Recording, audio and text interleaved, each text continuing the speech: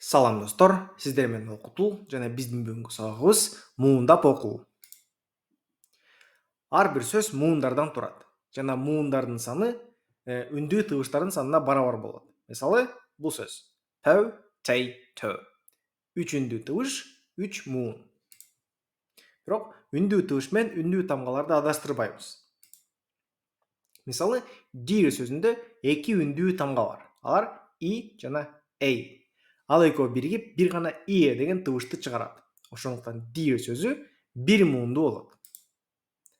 Башка мисал, college сөзү. College сөзүндө 3 үндүү тамга бар, бирок 2 эле үндүү тыбыш бар. Анткени аягында турган и тамгасы эч кандай тыбышты бербейт. Демек, бул сөз 2 муунду. Эми өзүңүздү текшерип көрүңүз. Бул сөздү муундарга бөлүңүз. Жообу болсо мындай болот.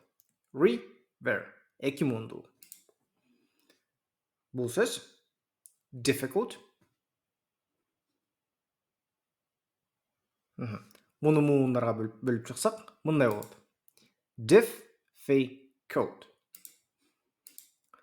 Жакшы, кийинки сөз funny. Бул сөздү муундарга бөлүп чыксак, мындай болот. Funny. Кийинки сөз apartment. Муну муундап окусак, мындай болот. Apartment. Англис алфависи деңгээли аяктады. Куттуктайбыз. Сизди кийинки деңгээлде күтөбүз. Көрүшкөнчө.